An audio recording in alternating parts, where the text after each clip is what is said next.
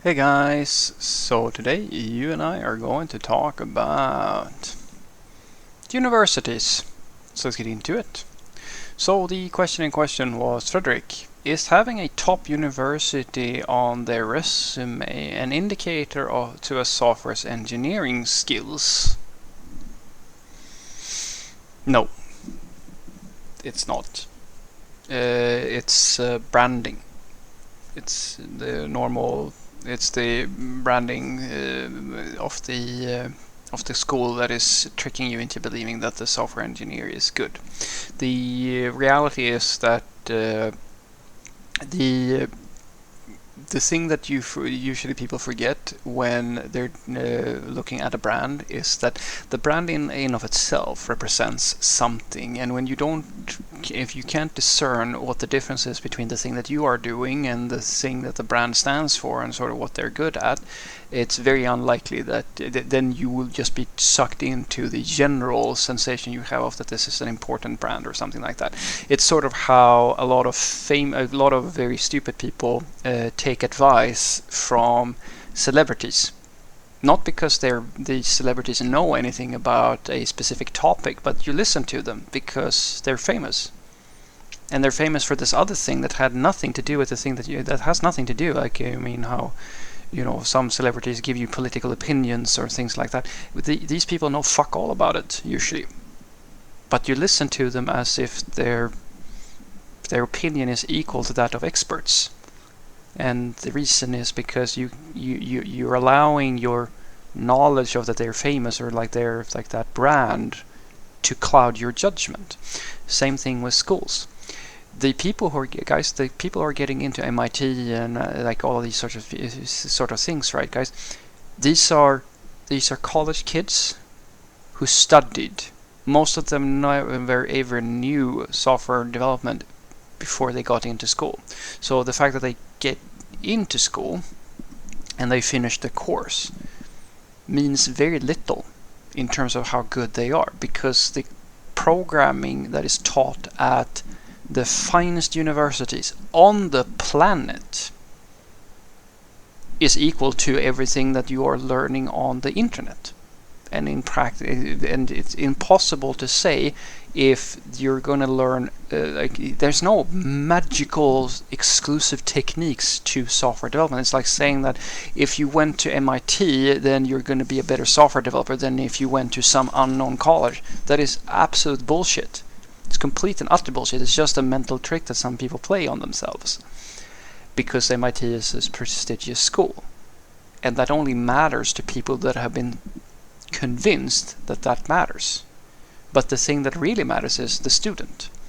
The student is the person who's going to do all the work, because no college today makes a professional software developer by the end of the course.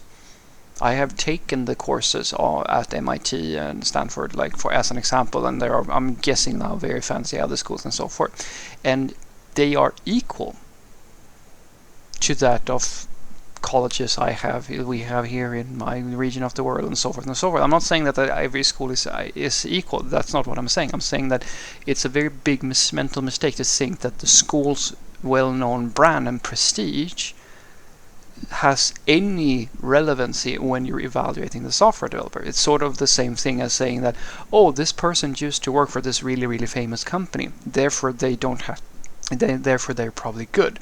Yes, it's more feasible that someone who worked at Google or Facebook or one of the famous companies, or it doesn't have to be one of those companies, it can be any larger company, that they probably are pretty good, but you still have to check. You always check. That's why we have code reviews, code interviews, and personal interviews, and all that good stuff. Because a lot of the time, guys, you can never know how good someone is. And even when you do test people, it's very difficult to say. I'm sure that there's tons of qualified people that come through the door at many companies that I've been at where we've just said, no, this person doesn't seem good, etc., etc. And it's not because they're not good, it is because it's almost impossible to gauge exactly how good someone is. Are they worth the money we're going to pay them, yes or no? What are their skill levels? They can have a bad day for all we know, etc., etc. There's tons of coulda, woulda, shouldas when we're talking about trying to figure out just how good someone is. And at the end of the day, it is as I said, like anyone who's trying to claim that they have a more objective way of evaluating a software engineer's skill than gut feeling is lying. That's why I tell people that the most accurate tool of measurement we have on the planet is the gut feeling of seniors. So I recommend to anybody who is willing to listen that what you should do is that you should interview anyone who seems to be vaguely relevant for the position, and give them some type of small test or something like that to just check that they know at least the basics, and then give and then let the candidate go and do in other words, basically give them a code test of some sort, and then let them go and talk to senior level experiences, and then let a few of those senior levels experiences who really know their stuff come to a consensus on sort of what range would they put people at. Like I am a very big fan of not saying hire this person or don't hire this person. I always try to formulate myself like, this person I would say is around this skill level, knows about these things or stuff like that. I try to give them just an assessment. It's sort of like reviewing a movie or something, or like a product, or like something like that, right? A performance, and not saying you should go and see this or should not go and see this. It's just, this is what you think about it, and then you leave it to the managers to say, hey, yeah, this seems to be an interesting person, yes or no, because in some cases you have people who think that they are senior level experiences trying to get a senior level salary, but when you talk to them it's like a junior you're talking to, and so forth and so forth. So people have a tendency sometimes to overvalue their own skills in IT, which is one of those things. As I said, it comes with that it's hard to gauge objectively how good someone is. And guys, I've had people in the pipeline who used to work for the FANG companies and so forth, and we have dismissed them and said, no, we can't hire you. And that's not because Google or Facebook or like these companies don't have a lot of good engineers. It's because this specific person did not meet the expectations that we had for the specific role that we were looking for.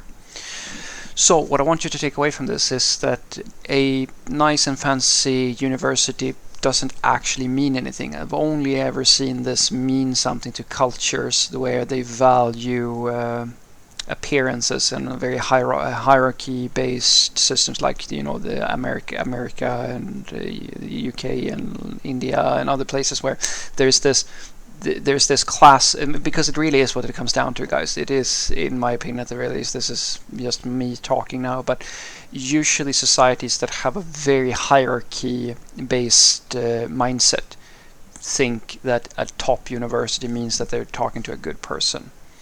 It's usually bullshit. It is usually always down to the person, and that's an inconvenient truth, because that's the same thing as saying that a person who has a very fancy car is probably very rich, etc., etc. It's this primal thing we have that the more money or the higher up the ladder you are, the better you are. That's not true. Most of the time, guys, the people who are making the most amount of money or like they have the fanciest positions, they are not necessarily the most qualified people. They just have a combination of good fortune, skill, etc. There are many circumstances, and they find themselves in a position where things have worked out for them really, really well. Some of them really, really deserve to be there, and as I said, it's a combination of things, but it's a mental mistake to think that anybody who went to a good university, who works at a really prestigious company, etc., etc., are just better than everybody else, because it always comes down to the individual person. That's what I've always found. I have interviewed many people across the world for different positions within IT and so forth, and I can tell you that we have people who are self-taught, who are really, really, really good, like master level software developers, and we have people who are educated in the fanciest colleges that you can imagine, and they're not really as good as you would like them to be. And it very rarely has to do with the school that they went to. Have a great day.